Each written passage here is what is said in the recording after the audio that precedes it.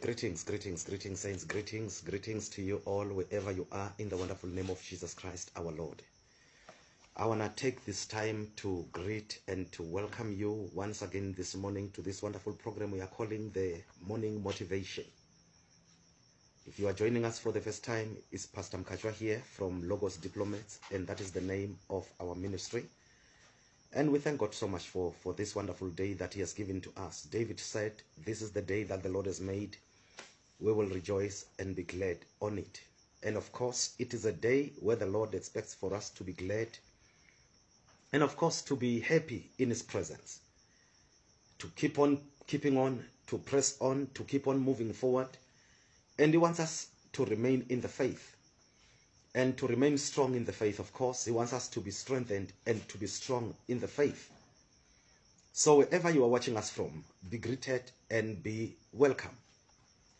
As you are coming into the program, please remember to type Amen on the comment section. Just type Amen on the comment section so that I may know that you are there and so that we may be able to appreciate you at the end of this program. Be greeted and be welcome. I want to minister to you this morning about fighting discouragement. Fighting discouragement. Because of course, as we are born again, as we are children of God, there are situations, there are times where we feel like, throwing in the towel. Where we feel like, it's over now. Where we feel like, it's too much now. You see. Because remember, as I always say, we are all faced with the devil and his demons in this world. Who, of course, they want to see you discouraged. They want to see you quitting. They want to see you stopping. And Satan will use anything and everyone to can achieve that goal and to can achieve that, that obsession he has. To see you going back or turning against the Lord, turning your back against the Lord. But I want you to understand that, quitting is not an option, because he may tell you to stop. He may tell you to quit because, the battle is too much. It is better when you are in the Lord. And I want you to know that it is much, much better when you are in the Lord compared to outside there. Those in the Lord, they are under the protection of God. Those outside, they are more exposed to the enemy. That's why Satan will do whatever he wants with them and will mislead them and make sure that they die and go to hell, because that is his primary objection. He wants to see people dying and going to hell, and that's it. So quitting is not an option. Of course, you may say, "Pastor, you don't understand the battles I'm faced with, the challenges I'm faced with, the things that are happening upon my life. They are just too much for me." Of course, I know. They may look too much, they may seem too much, they may seem a lot. Of course, I know that. But I want you to be assured of this one truth, that the Lord will never leave you nor forsake you. If He allows you to go through it, He knows that you are strong enough to overcome it. You see, He knows that you are strong enough to can win at the end of the tunnel. Because as long as you are saved, as long as you are a child of God, your victory is guaranteed. It doesn't matter what you are faced with or what you are going through. Your victory in Christ is always guaranteed. And I want you to know that. So if your victory is guaranteed, that means quitting or stopping is not an option. That means quitting or stopping is not what you can opt for. It's not what you can run for. You see, because the Lord is expecting you to win at all times. So does it mean that if you are a Christian, the path will be smooth for you, the path will be conducive for you, you will get whatever you want, you will have whatever you are desiring? Of course, in Psalms 37 verse number 4, he said, "Delight yourself in the Lord, and He shall give you the desires of your heart." But at times, understand this, at times, the Lord will look at your maturity, He will look at your firmness, He will look at how you handle or deal with situations, and allow some of the things, of course, to come upon your life. But if your desires are delayed, if your prayers are delayed, it doesn't mean that they are not going to happen. There are 3 or 4 reasons why many people are discouraged and they feel like quitting along the way. There are 3 or 4 of the main reasons why many Though they were walking with the Lord, trusting the Lord, being firm in the Lord, they may feel along the way that, I think now it's about time to quit. One of them, it's when they pray and their prayer seems not to be answered. They are praying day and night, praying and praying and praying and praying. And in the process of their prayer, they feel like, oh, I have prayed too much now. But it seems as if my prayers are not answered. That means God has forsaken me, or it means God does not exist. Listen, the biggest lie the devil wants you to believe is that he wants you to believe that God is not there. Jesus, the story about Jesus is not true, you see. And once he can win against you on that area, he knows that he's done with you. He wants you to doubt the existence of God. He wants you to doubt that indeed God is alive. He wants you to doubt it. He wants you to doubt that salvation is true. And he knows that if he can win against you on that area, he is done with you. He knows that. But remember Psalms 14 and verse number 1. He said, the fool says in his heart, there is no God. He says, such a person is a fool.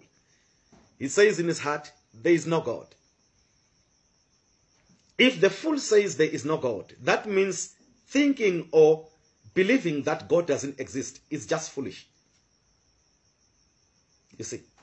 And what does that mean for us? It tells us that the writer affirms, he tells us without a doubt that God is alive.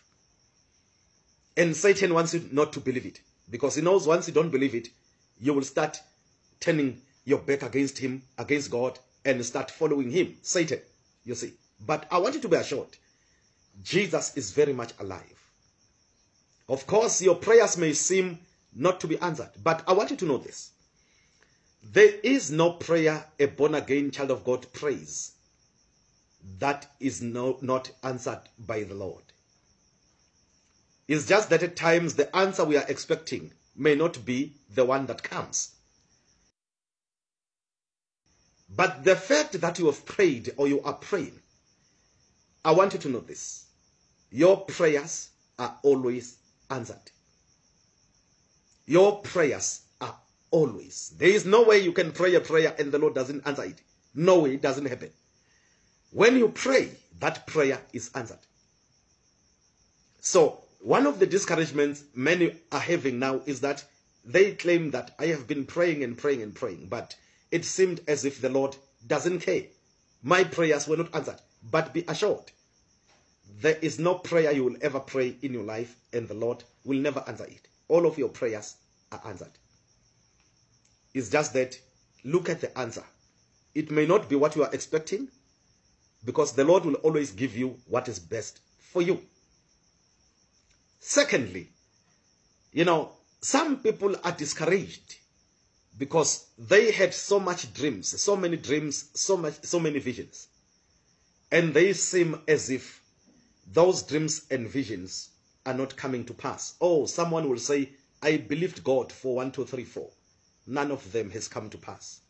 I've been in the faith. I've been believing God wholeheartedly. But whatever I was believing him for, instead of getting them, I got the opposite. You see, that's where patience comes in. If you had dreams and visions, the Lord will always say, are you matured enough to reach them? The Lord will say, are you disciplined enough to receive them? The Lord will say, have you grown up enough never to waste the resources once those doors and opportunities are made available for you? You see? So, it doesn't matter. You may have dreams and visions that you are still believing God for. Listen, I want you to keep on believing him. But in the process of believing God, I want you to practice maturity. Are you hearing me? I want you to practice maturity. Prove to the Lord that you are matured now. Prove to the Lord that you have grown up now. Prove to the Lord that there is nothing in the whole world that will ever separate you from him. Because some, once money start coming in, when they start driving those flashy cars, they forget about God. We have seen that. You have seen it, I believe. But prove to the Lord that you are firm enough, you are strong enough that no blessing will ever destroy you. Because some are destroyed by the same blessings they are receiving from the Lord. Make sure that you have grown up enough You have matured enough never to be destroyed by the blessings the Lord is blessing you with. Number 3, what causes for many to be discouraged? It's pride. They want to be noticed everywhere. They want attention everywhere. And the moment they're no longer getting what they're expecting, it destroys them. They will say, I quit. In that church, it's like they don't see me, that I exist. In that company, they don't see me, that I exist. In that firm, they don't see me, that I exist. I am quitting now. No. Remember that life is not always about you alone. It is about all of us. Wherever in your church, if you feel you are not noticed, the question will be, are you noticing others? How are you treating others? Jesus said, do to others what you would love for them to do to you. You remember that? In other words, never demand to be the VIP. Rather demand to be the helper of others. Take that position. It can be at work, it can be at school, it can be at church, wherever you are, whatever environment you find yourself in, avail yourself to be a helper to others. In other words, never be in a victim position. Be in a position where you are available to help others. And that's what the Lord is expecting from you.